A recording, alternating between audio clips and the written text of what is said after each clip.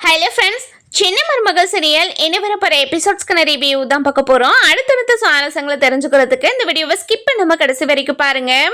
நம்ம ஈஸ்வரியா வந்துட்டு ஐஸ்வர்யா கிட்ட போயிட்டு, இங்க பாரு ஐஸ்வர்யா, சேது மேல இருக்கிற சொத்து எல்லாத்தையும் இப்போ என்னோட பேருக்கு நீ மாத்தி கொடுக்கணும் அப்படின்னு சொல்லவும், என்ன ஆண்டி பேசிக்கிட்டு இருக்கீங்க, எனக்கு சொத்தே வேண்டான்னு சொல்லிக்கிட்டு இருக்கேன், இப்போ எல்லா சொத்தையும் உங்க பேருக்கு மாத்த சொல்லிக்கிட்டு இருக்கீங்க, என்னால முடியவே முடியாது அப்படின்னு சொல்லிடுறாங்க. இங்க பாரு ஐஸ்வர்யா, நீ மட்டும் இதை பண்ணலைன்னா கண்டிப்பா உனக்கு பேர் அதிர்ச்சியா ஒரு விஷயம் காத்துக்கிட்டு இருக்கு அப்படின்னு சொல்லவும், என்ன ஆண்டி என்ன மிரட்டுறீங்களா? உன்னை மிரட்டல, நான் சொத்துக்காக தான் சேதுவை உனக்கு கல்யாணம் பண்ணி வச்சனே. நீ பண்ணிக்கிட்டு இருக்க வேலையெல்லாம் பார்த்தா கண்டிப்பா அந்த சொத்து எனக்கு கிடைக்காது போல. அந்த சொத்து கிடைக்காதப்போ நீ எதுக்காக இந்த வீட்டில் இருக்கணும் அப்படின்னு சொல்லி கேட்கவும், என்ன ஆண்டி என்னை இந்த வீட்டை விட்டு துரத்த போறீங்களா அப்படின்னு சொல்லி கேட்கவும், இங்க பாரு ஐஸ்வர்யா, இந்த போட்டோவை பாரு அப்படின்னு சொல்லிட்டு போட்டோவை காட்டுறாங்க. காட்டின உடனே, என்ன ஆண்டி இது, இங்க பாரு, கல்யாண மண்டபத்துல சேது உனக்கு தாலி கட்டினா தானே நினைச்சுக்கிட்டு இருக்க, அவன் உன் கழுத்துல தாலி கட்டவே கிடையாது, சித்ரா தான் உன் கழுத்துல 3 முடிச்சும் போட்டது அப்படின்னு சொல்றாங்க. இது கேட்ட உடனே, என்ன ஆண்டி சொல்லிக்கிட்டு இருக்கீங்க, நீங்க சொல்றது எல்லாம் உண்மையா? இங்க பாருங்க ஆண்டி, நீங்க சும்மா தானே சொல்லிக்கிட்டு இருக்கீங்க, என்னை மிரட்டுறதுக்காக தானே இப்படி எல்லாம் பேசுறீங்க அப்படின்னு சொல்லி கேட்கவும், நான் எதுக்காக மிரட்டணும், கல்யாண வீடியோவும் இருக்கு, இத்தனை வருஷத்துல கண்டிப்பா நீ கல்யாண வீடியோ பார்த்துருக்கவே மாட்ட, கல்யாண வீடியோ பார்க்கலாமா அப்படின்னு சொல்லிட்டு கல்யாண வீடியோவை காட்டுறாங்க. காட்டான உடனே பயங்கரமா ஷாக் ஆயிடுறாங்க. அதாவது சேது வந்து நம்ம அப்பத்தான் குழந்தைய தூக்கிட்டு வந்ததுனால அதிர்ச்சியில தாலி கட்டாம அப்படியே உக்காந்துக்கிட்டு இருக்காரு. நம்ம சித்ரா தான் தாலியை வாங்கி 3 முடிச்சும் போடுறத நம்ம ஐஸ்வர்யா பார்த்துறாங்க. பார்த்த உடனே, என்ன ஆண்டி இந்த விஷயத்த இத்தனை நாளா என்கிட்ட எதுக்காக சொல்லாம மறைச்சுக்கிட்டு இருந்தீங்க, இங்க பாரு ஐஸ்வர்யா, சொத்து விஷயத்துல நீ இப்படி பண்ணுவேன்னு நாங்க எதிர்பார்க்கவே இல்லை, ஆனா இந்த விஷயத்த வச்சு நாங்க எப்படியாவது இந்த சொத்தை எல்லாம் எங்க பேருக்கு மாத்திக்கணும்னு நினைக்கிறோம், அதனால நீ சேது மேல இருக்கிற சொத்து எல்லாத்தையும் எப்படியாவது எங்க பேருக்கு மாத்தி வைக்கிற, இது நடக்கலன்னா இந்த விஷயத்த போய் நான் சேது கிட்ட சொல்லிடுவேன், தெரிஞ்சுக்கோ அப்படின்னு சொல்லவும், இங்க பாருங்க ஆண்டி, இந்த மாதிரி நான் பண்ணா சேது மாமாக்கு என் மேல எப்படி பாசம் வரும், சேது மாமா என் கூட எப்படி சேர்ந்து வாழ்வாரு, கண்டிப்பா அப்படி என் கூட சேர்ந்து வாழவே மாட்டாரு, இப்பதான் கொஞ்சம் கொஞ்சமா என்னோட மனசு தெரிஞ்சு என் மேல பாசமா நடந்துக்க ஆரம்பிச்சிருக்காரு, அதுக்குள்ள நீங்க இப்படி ஒரு விஷயத்த செய்ய சொன்னா கண்டிப்பா என்னை ஒட்டு மொத்தமாவே வெறுத்துருவாரு ஆண்டி, இப்படியெல்லாம் பண்ண வேண்டாம் ஆண்டி, ப்ளீஸ் ஆண்டி அப்படின்னு சொல்லி கெஞ்சவும், இங்க பாரு ஐஸ்வர்யா, உன்கிட்ட கிளிப்பிள்ளைக்கு சொல்ற மாதிரி சொல்லி பார்த்துட்டோம், நீ கேட்கற மாதிரி இல்ல, நீ மட்டும் இந்த விஷயத்த சொல்லனா இப்பவே எல்லார்கிட்டையும் இந்த உண்மையை நான் சொல்லிடுவேன், என்ன சொல்ல வர, இங்க பாருங்க ஆண்டி, நீங்க எல்லா உண்மையும் எல்லார்கிட்டையும் சொன்னா கூட பரவாயில்ல, என்னால கண்டிப்பா இந்த விஷயத்துல உங்களுக்கு ஃபேவரா பண்ண முடியாது ஆண்டி, என்னடி சொல்ற, நீ என்ன சொல்ற, உன்னை என்ன பண்றன்னு மட்டும் பாரு அப்படின்னு சொல்லவும், என்ன ஆண்டி இப்படி எல்லாம் மிரட்டிக்கிட்டு இருக்கீங்களே, உங்களோட பையன் மாதிரி தானே சேது மாமா, எதுக்காக இவ்வளோ கேவலமா பிகேவ் பண்றீங்க, நீங்க இப்படி எல்லாம் நடந்துப்பீங்கன்னு சத்தியமா நான் எதிர்பார்க்கவே இல்லை ஆண்டி அப்படின்னு சொல்லவும், இங்க பாரு ஐஸ்வர்யா, நீ மட்டும் உண்மையை சொல்லல, இந்த உண்மையெல்லாம் சொல்லி இப்பவே உன்னை வீட்டை விட்டு நான் துரத்துவேன் பாக்குறியா அப்படின்னு சொல்லவும், சரிங்க ஆண்டி, நீங்க எல்லா உண்மையுமே எல்லார்கிட்டையும் சொல்லுங்க, பரவாயில்ல, நானும் எல்லா உண்மையுமே எல்லார்கிட்டையுமே சொல்றேன் அப்படின்னு சொல்லிட்டு இவங்க பாட்டுக்கு 2 பேரும் சண்டையை போட்டுக்கிட்டு இருக்காங்க. அதுக்கப்புறம், என்னடி உண்மையை சொல்லுவ, என்ன உண்மையை சொல்லுவ அப்படின்னு சொல்லிட்டு நம்ம ஐஸ்வர்யா கிட்ட நம்ம ஈஸ்வரி கேட்கவும், இங்க பாருங்க ஆண்டி, தமிழ்ச்செல்வி இந்த வீட்டை விட்டு போனதுக்கு நீங்க தானே காரணம், நீங்க சொன்னதுனால தானே நாங்க ஐஸ்வர்யாவோட அப்பாவுக்கு கால் பண்ணி பேசினேன், அப்படி பேசினதுனால தானே தமிழ்ச்செல்விக்கு இவ்வளோ பெரிய ப்ராப்ளம் வந்து தமிழ்ச்செல்வியை வீட்டை விட்டு அனுப்பி எவ்வளோ பெரிய பிரச்சனையாச்சு, இதை மட்டும் நான் சொன்னேன்னா இப்பவே உங்களை வீட்டை விட்டு துரத்துருவாங்க, அதுக்கு உங்ககிட்ட ஆதாரம் இருக்கா, என்கிட்ட ஆதாரம் இருக்கு, நீ தான் இது எல்லாத்தையுமே பண்ணனு, இது எல்லாத்தையும் உன் மேல திருப்பி வர்றதுக்கு எனக்கு கொஞ்ச நேரம் கூட ஆகாது ஐஸ்வர்யா, நீ மட்டும் நான் சொல்றத கேட்கல, உன்னை நான் சும்மாவே விட மாட்டேன் அப்படின்னு சொல்றாங்க. இங்க பாருங்க ஆண்டி, எதுக்காக ஆண்டி இப்படி எல்லாம் பண்ணிக்கிட்டு இருக்கீங்க, நீங்க பண்றது கொஞ்சம் கூட சரியில்லை ஆண்டி அப்படின்னு சொல்லவும், நான் அப்படிதான் பேசுவேன், இந்த சொத்துக்காக நான் இந்த வீட்டுக்கு வந்த நாள்ல இருந்து இப்ப வரைக்குமே முயற்சி பண்ணிக்கிட்டு இருக்கேன், ஆனா எந்த வகையிலுமே எனக்கு அந்த சொத்து கை கொடுக்கல, இப்போ உன்னை வச்சு நான் எப்படியாவது அந்த சொத்தை என்னோட பேருக்கு மாத்திக்கணும்னு நினைக்கிறேன், அது கண்டிப்பா நடக்கிற வரைக்கும் நான் சும்மாவே விட மாட்டேன், நீ இப்போ என்ன சொல்ல வர அப்படின்னு சொல்லி கேட்கவும், இங்க பாருங்க ஆண்டி, என்ன நடந்தாலும் ஏது நடந்தாலும் கண்டிப்பா நான் இந்த விஷயத்துல உங்களுக்கு ஃபேவர் பண்ண மாட்டேன் அப்படின்னு சொல்லிடுறாங்க. அந்த நேரம் பார்த்து இவங்க பேசிக்கிட்டு இருக்கிறதெல்லாம் நம்ம சாவித்திரி கேட்டுக்கிட்டு இருக்காங்க. சாவித்திரி இருந்துட்டு, ஐயோ கடவுளே, என்னது இந்த சொத்துக்காக தான் ஐஸ்வர்யாவை சேதுக்கு கல்யாணம் பண்ணி வச்சாலா இவ பகா கில்லாடியா தான் இருக்கா, என்னதான் பேசுறாங்க அப்படின்னு சொல்லி ஒட்டு கேட்போம் அப்படின்னு சொல்லிக்கிட்டு இருக்காங்க. அதுக்கப்புறம் நம்ம ஈஸ்வரி இருந்துட்டு, சரிடி ஐஸ்வர்யா, உன்னை இனிமே இந்த வீட்டுக்குள்ள நான் வச்சிருக்கணுன்ற அவசியமே இல்லை. நான் என்ன எதிர்பார்த்து உன்னை சேதுக்கு கல்யாணம் பண்ணி வச்சனோ அது நடக்க போறதும் கிடையாது. அதனால உன்னை இப்பவே இந்த வீட்டை விட்டு துரத்துறேன் அப்படின்னு சொல்லிட்டு சொல்லவும், இங்க பாருங்க ஆண்டி, எல்லா உண்மையுமே இப்பவே எல்லார்கிட்டையும் சொல்லிடலாம். இத்தனை நாளா சேது மாமாக்கு பெரிய துரோகத்தை பண்ணிட்டோம்னு நினைச்சு மனசுக்குள்ள வருத்தப்பட்டுக்கிட்டு இருந்தேன்.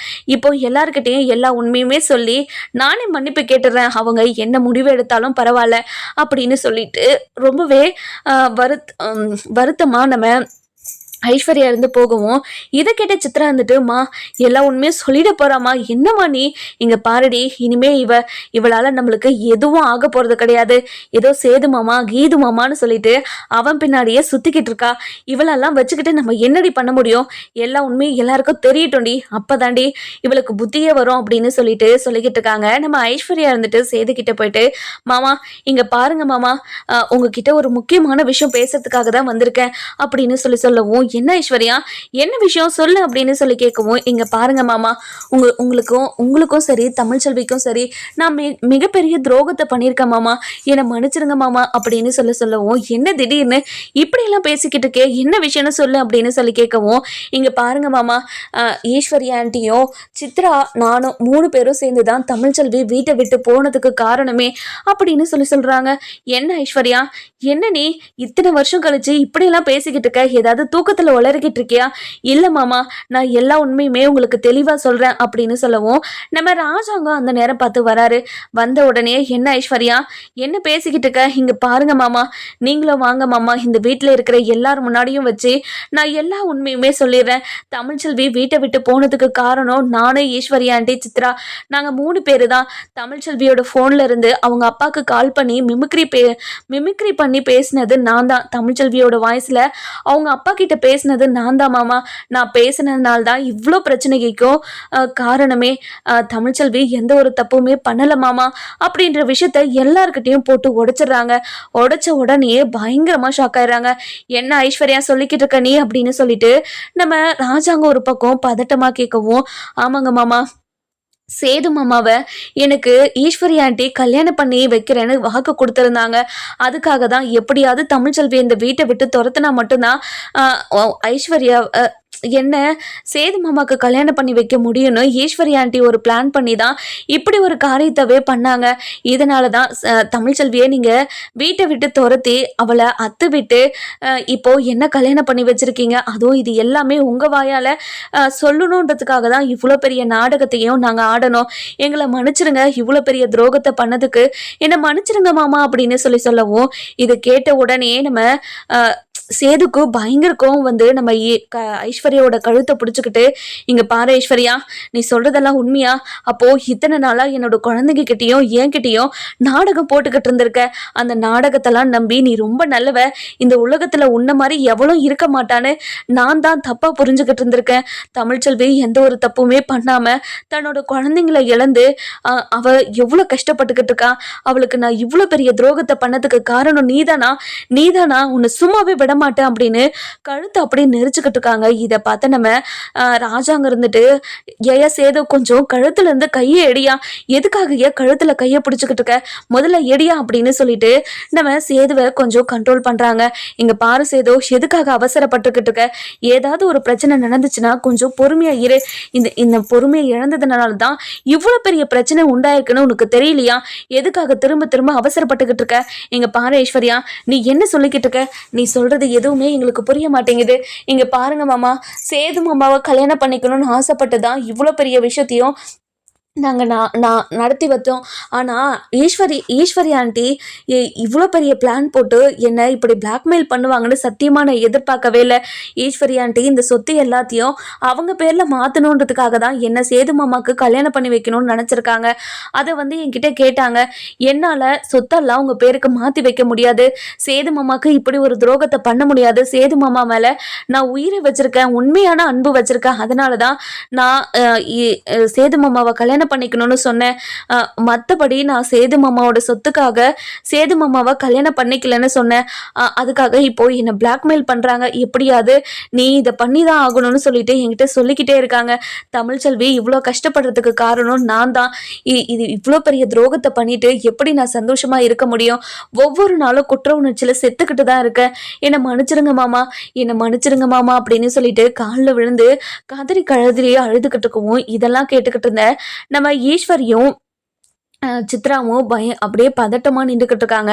நம்ம சாவித்திரி இருந்துட்டு நம்ம ஈஸ்வரியை பார்த்துட்டு, என்ன மதனி, இவ்வளோ பெரிய பிரச்சனைக்கு காரணமும் நீங்க தான்.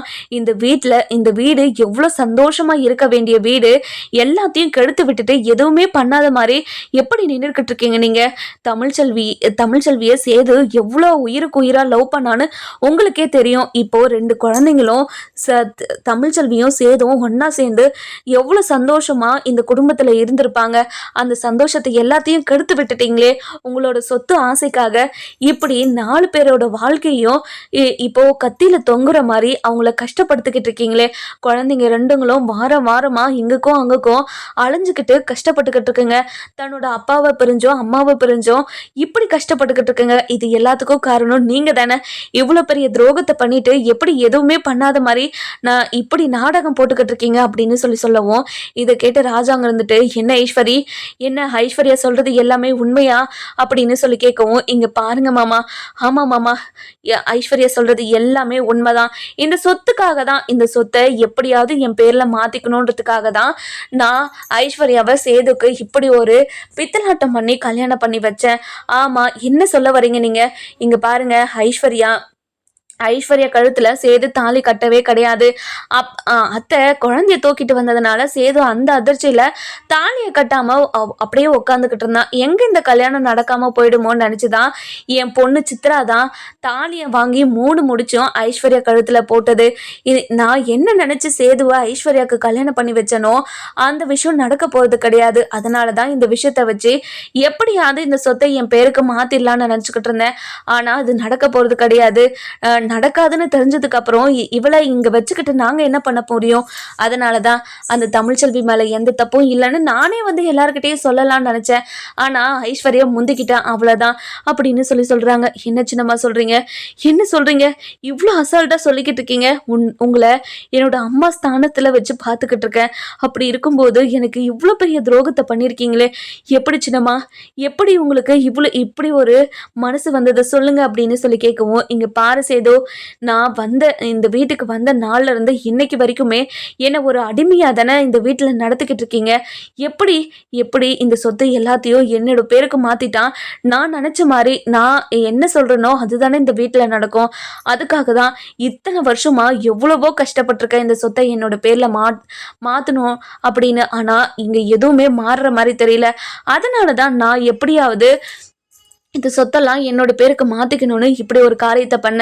இது எனக்கு தப்பாவே தெரியல அப்படின்னு சொல்லிடுறாங்க.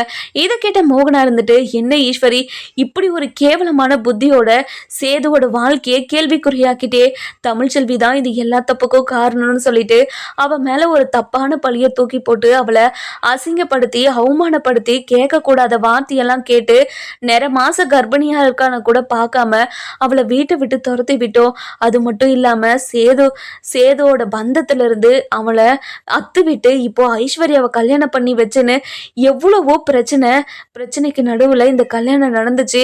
ஆனா இவ்வளோ பிரச்சனைக்கு காரணமா எதுவுமே தெரியாம நீ இருந்திருக்கே. இந்த மனுஷன் என்ன பாவம் பண்ணாரு? உனக்கும் உன் மகளுக்கும் என்ன தேவையோ அது எல்லாத்தையும் பண்ணிக்கிட்டு தானே இருந்தாது. அப்படி இருக்கிறப்போ என்ன பணத்தாசை உனக்கு? பணம் இருந்து மட்டும் நீ என்ன பண்ண போற? இங்க பாருங்கக்கா, இந்த விஷயத்துல நீங்க தலையிடாதீங்க. பணம் இருந்தா என்ன நடக்கும்னு நான் சொல்றேன். பணம் இருந்தா அதிகாரம் இருக்கும். சொல்றது எல்லாத்தையும் மற்றவங்க கேட்பாங்க. அந்த அதிகாரத்தை தான் நான் என்கிட்ட வச்சுக்கணும்னு நினைக்கிறேன். அதனால அதுக்காக நான் என்ன வேணாலும் பண்ணுவேன் அப்படின்னு சொல்றாங்க. இதை கேட்ட உடனே நம்ம ராஜாங்க இருந்துட்டு ஈஸ்வரிய பல்லான்னு அறியறாங்க. வந்து இங்க பாரு ஈஸ்வரி, நீ பணக்காரியா செல்வம் மிக்க அதிகாரமா வாழணும்னு நினைச்சனா நீ உழைக்கணும். எந்த ஒரு உழைப்புமே போடாம இப்படி அதிகாரமா இருக்கணும்னு நினைக்கிறது உனக்கு தப்பா தெரியல? அசிங்கமா இல்லை உனக்கு? எனக்கு அசிங்கமா இல்லை மாமா. எதுக்காக நான் அசிங்கப்படணும்? இங்க பாருங்க மாமா, நீங்க இந்த மாதிரி எல்லாம் பேசிக்கிட்டு இருக்காதீங்க.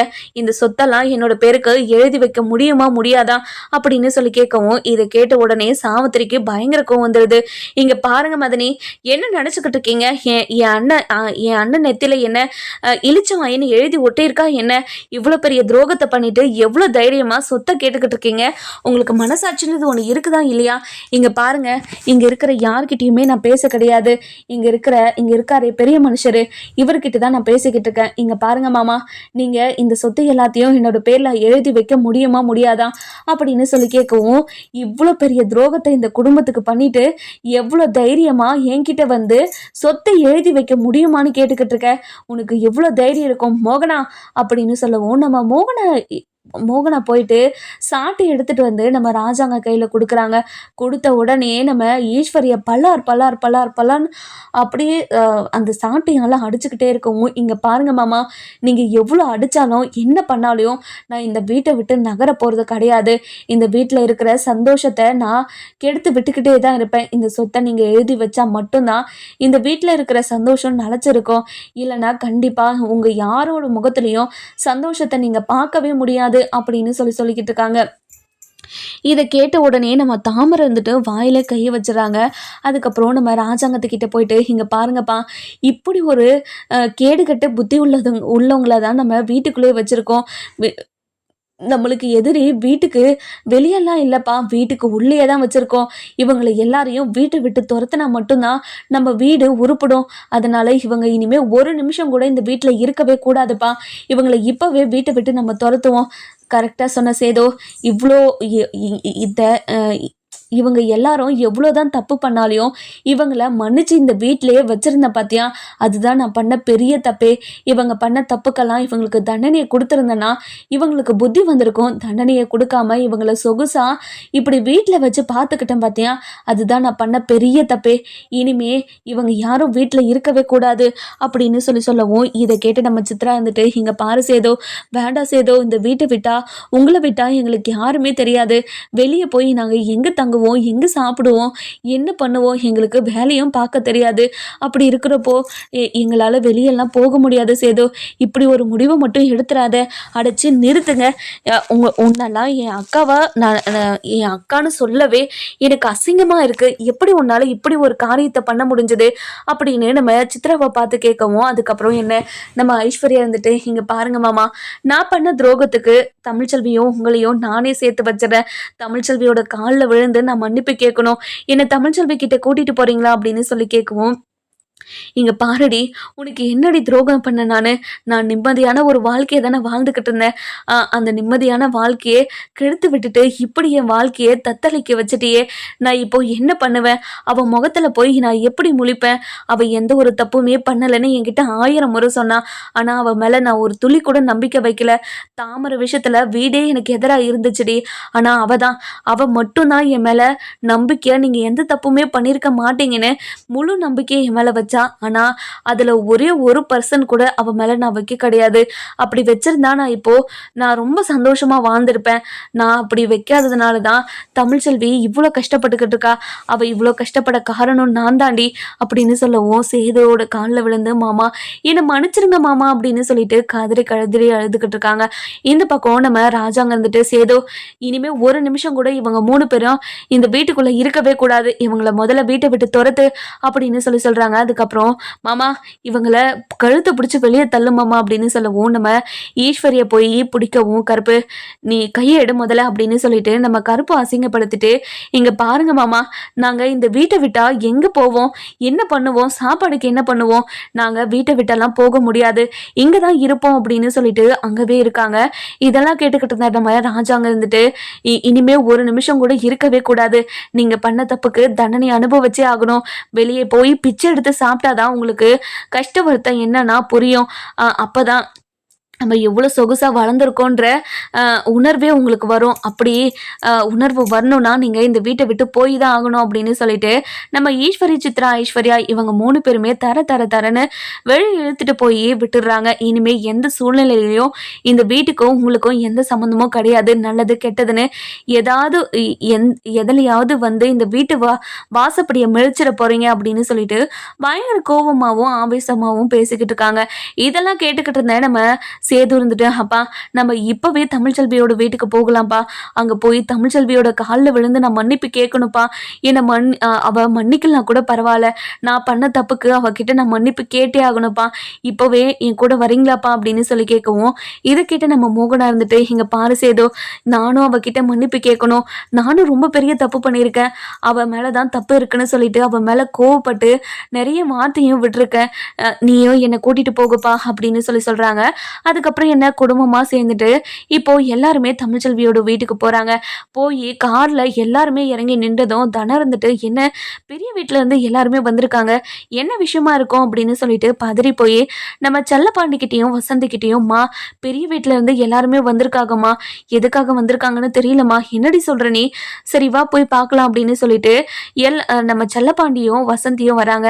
வாங்கய்யா, வாங்கம்மா, வாங்க தம்பி, என்னம்மா திடீர்னு இந்த வீட்டுக்கு வந்திருக்கீங்க, ஏதாவது பிரச்சனையாமா அப்படின்னு சொல்லி கேட்கவும், நாங்கள் எல்லாரும் தமிழ்ச்செல்வி கிட்ட பேசலான்னு வந்திருக்கோம், தமிழ்ச்செல்வி கிட்ட பேசலாமா அப்படின்னு சொல்லி கேட்கவும், தமிழ்ச்செல்வி தான் குழந்தைங்க அம்மானு கூப்பிடலன்னு நினச்சி இப்போ வரைக்கும் சாப்பிடாம அழுதுகிட்டே இருக்கா, என்னை விட்டுட்டு வேற ஒருத்தி அம்மானு கூப்பிட்டுட்டானே அப்படின்னு சொல்லி இப்போ வரைக்குமே அழுதுகிட்டே இருக்கா, அவளை சமாதானப்படுத்தவே முடியல எங்களால், அவள் வாழ்க்கையில் எவ்வளவோ இழந்தப்ப கூட அவள் காயப்படலை, கஷ்டப்படலை, அழுகலை, எதுவுமே பண்ணல, ஆனா தன்னோட குழந்தை தன்னை அம்மானு கூப்பிடலையே நினைச்சு இப்ப வரைக்கும் அவ அழுதுகிட்டே இருக்கா அப்படின்னு சொல்லவும், இதெல்லாம் கேட்டுட்டு சேது ரொம்பவே கஷ்டப்படுறாங்க.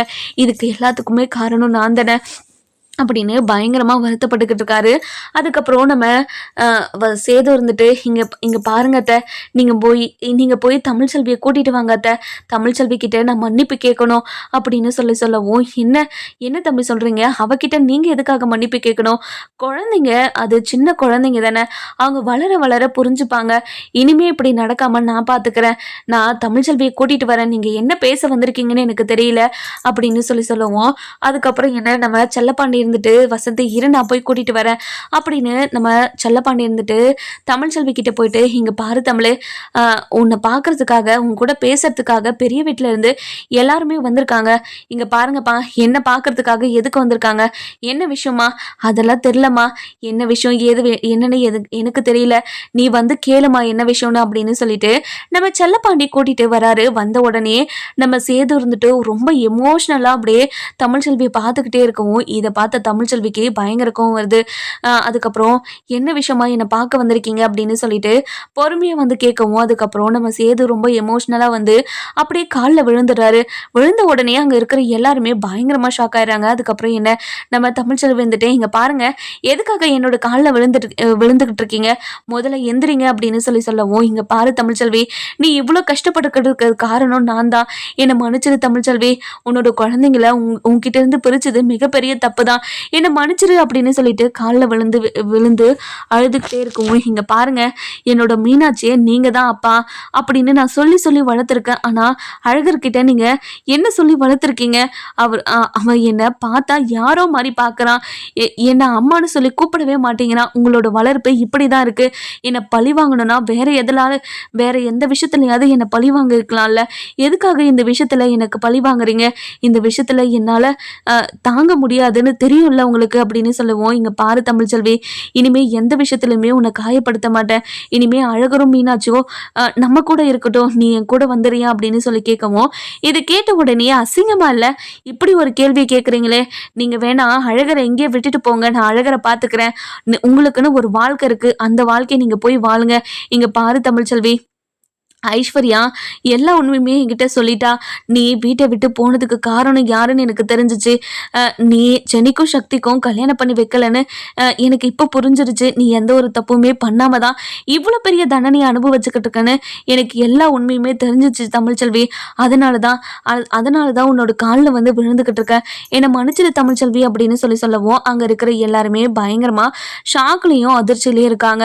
இது எல்லாத்துக்கும் காரணம் ஈஸ்வரி, சித்ரா, ஐஸ்வர்யா இவங்க 3 பேரு தான் அப்படின்னு சொல்றாங்க. இதை கேட்டு அப்பதான் இருந்துட்டு என்னையா பேராண்டி, என்னையா சொல்ற நீ? ஆமாங்க, ஆமா அப்பதான். இது எல்லாத்துக்கும் காரணம் அவங்க தான் தமிழ்ச்செல்வியை என்கிட்ட இருந்து பிரிச்சு ஐஸ்வர்யாவை சொத்துக்காக எனக்கு கல்யாணம் பண்ணி வச்சிருக்காங்க. இது எல்லாத்தையும் தெரிஞ்சதுக்கு அப்புறம் அவங்கள வீட்டை விட்டு துரத்திட்டு அடுத்த வேலையா தமிழ்ச்செல்வி கிட்ட மன்னிப்பு கேட்டு தமிழ்ச்செல்வியை எப்படியாவது என்னோட வீட்டுக்கு கூட்டிட்டு போயிடணும் தான் வந்திருக்கேன் அப்படின்னு சொல்றாங்க. இதை கேட்டு தமிழ்ச்செல்வி இருந்துட்டு கனவுல கூட நினைச்சு பார்க்காதீங்க, நான் அந்த வீட்டுக்கு வருவேன்னு.